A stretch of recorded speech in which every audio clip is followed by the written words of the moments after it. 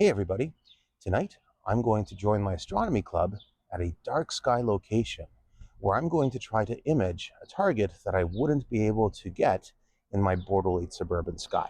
This is going to be a lot of fun and I'd like to bring you with me. So join me tonight for some astrophotography adventure. Hi, my name is Chris and welcome to my channel.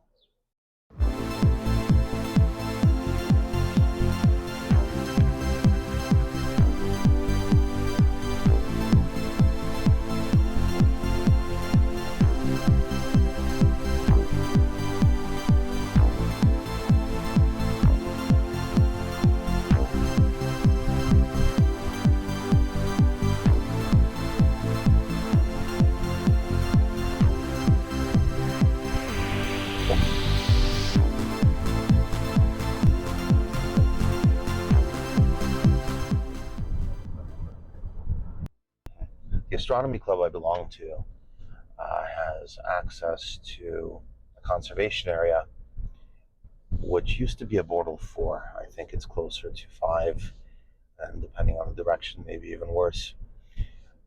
But it's far better than where I'm usually at, which is the suburbs outside of Toronto, where my sky is mostly a border 8, unfortunately, and uh, maybe a 7 towards the west, where I lose visibility due to neighboring homes.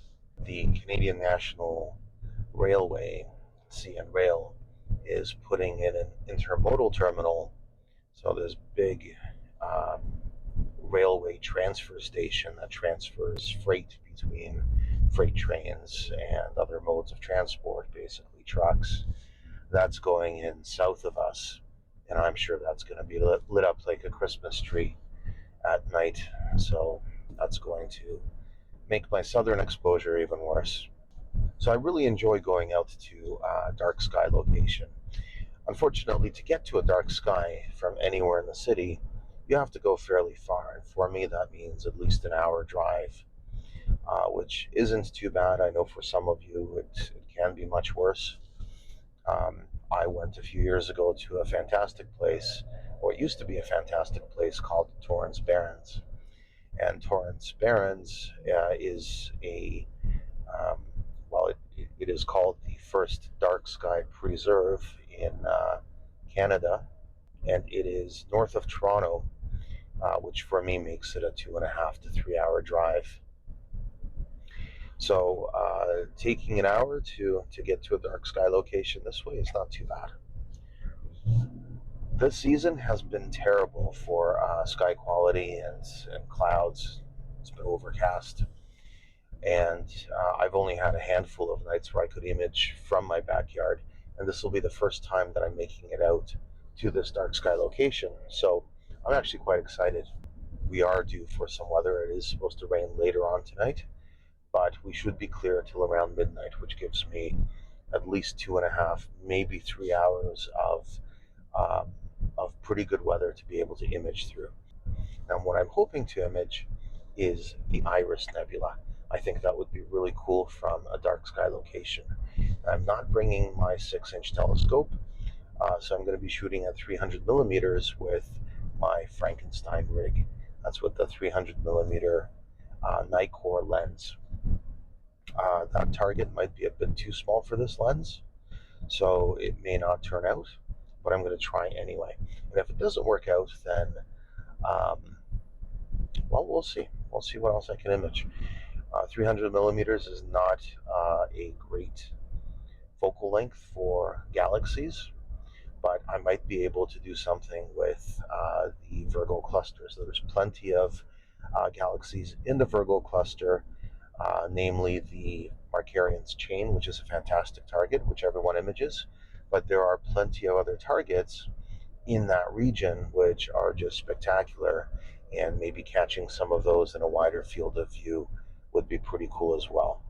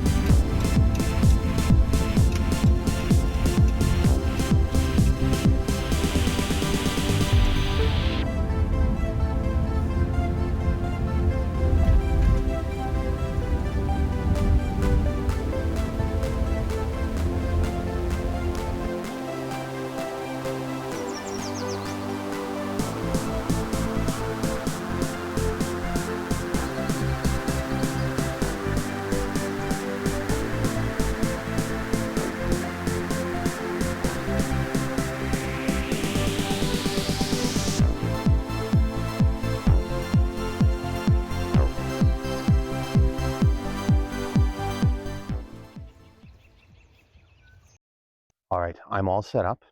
I have my Frankenstein imaging rig right here, ready to go for as soon as I see Polaris so that I can do my polar alignment. And my Celestron Nexstar 6 SE is set up for visual over there where hopefully other people can have a look at it as well. So we have a turnout of about 5 people tonight, which it's early in the season and the weather conditions were supposed to be unstable, so we're all here taking a chance. But so far, technically, everything seems to be working. I had a bit of problems with power. I had to take off a little expansion tape I had put on to keep my power coupler snug into the 12-volt adapter. I had to take that off so that it would fit properly. But other than that, I think I'm good to go. And now just waiting patiently for some darkness and hopefully some pretty good imaging. Now let's go over some ground rules. When you're at a dark sky to observe, or for that matter, if you're at a star party, very important not to use regular lights. You want to use red lights and you want them to be as dim as possible because people out here do all sorts of astronomy. Some of it is visual with telescopes, with binoculars. Some people are out here just to look at the sky with their naked eye. Some people are out here imaging. I'm going to be doing all three. But in order to do that, I want my eyes to be as adjusted to the darkness as possible. So any kind of bright light, even a screen from a cell phone, can ruin my night vision. And the night vision can take anywhere up to a half hour or more to fully come back. So when you're coming out to a star party, make sure to bring a red light and to turn off your cell phone screen, set it to the lowest possible setting if you must, and do not use bright lights. I'm using a bright light right now because it's not dark yet. That won't be dark for a few minutes, so I've got an opportunity to use a bit of light to make this video. But I'm going to be turning this off very quickly. Now, the other thing to keep in mind is there's a lot of people around. You want to be aware of where people's equipment is set up, especially now that so many people are doing astrophotography. You want to avoid stepping into people's fields of view or tripping over their electrical cords, which can certainly happen. I have an electrical cord that I'm using to power my Nikon to take some wide-angle shots as I'm recording this video. And I've already tripped over that cord twice already, so I think I'm going to have to get some reflective tape in the future. Other things to keep in mind, obviously bugs, so bring bug spray with you. Bring some clothing like a long sleeve shirt or a hoodie for when it gets colder at night and the temperature tends to drop drastically in the spring. It's always good to bring some snacks, some water, some coffee. Coffee is very useful, especially when you're heading out late at night or early in the morning. You want to have that extra jolt of caffeine to keep you awake on the long drive home.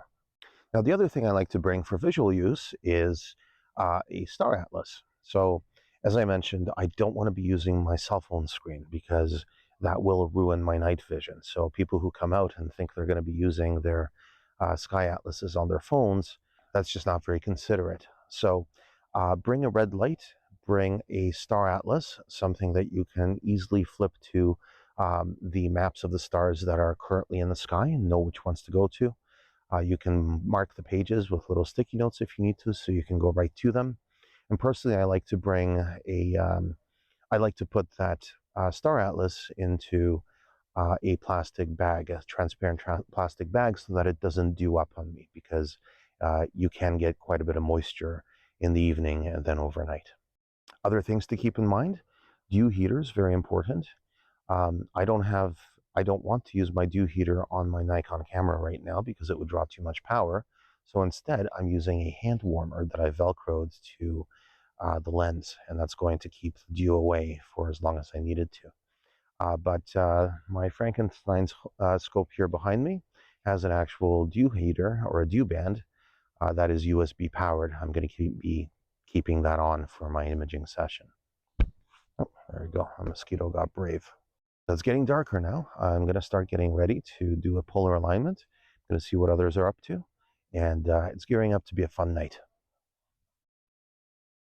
So what I have here is my Nikkor 300mm lens that's attached with a ZWO adapter that has a built-in filter tray to a one-shot color ZWO ASI 294 MC Pro camera. And up here, I've got a little guide scope and guide camera as well. And everything is sitting on this Nexstar SLT mount, which is actually capable of running in equatorial mode, which I have done here with the use of a Astromaster Alt AZ mount and this little dovetail. And then over here, I've got my power supply and my laptop. And reverse mounted here on the, what I'm going to call the equatorial wedge, is a red dot finder, which I'm going to use to eyeball the position of Polaris, which is going to give me a rough polar alignment. And from there, I'm going to do a drift alignment to dial in my polar alignment, and I should be good to go. My polar alignment is done. At least the mechanics of the polar alignment are done, but I haven't actually tuned the alignment. I haven't fixed the polar alignment so that it is more accurate.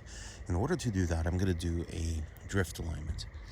So now that we're caught up with the backlash, we're not great. I mean, we're off a little bit. We're trending towards the north, but not terribly. So I'm going to tweak this a little bit, and we'll see what happens.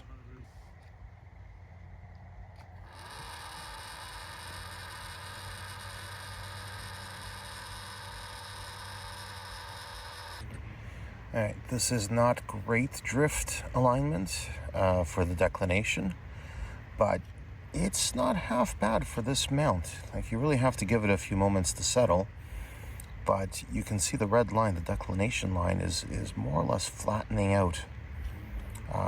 Don't look at the trend that it's showing there, because the trend is from the beginning, but you can see that it's kind of going towards a flat line, which is what we're looking for. That's perfect. So I think we're good to go. So if I close this out, it'll now go into regular guiding.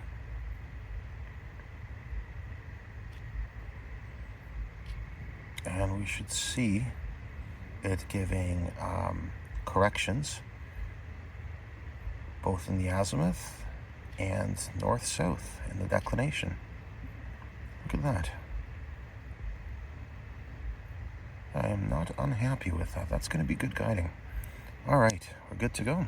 Okay, I'm happy to say that both my polar alignment and my focus are good. I've got my batted off mask there to focus with, and looks like the pattern is exactly the way that I wanted, even though it's hard to see at 300 millimeters with the short exposure that I did. But I'm pretty happy with this. So now all we need is for the sky to clear, because we do have some clouds moving through, and then we'll be able to image.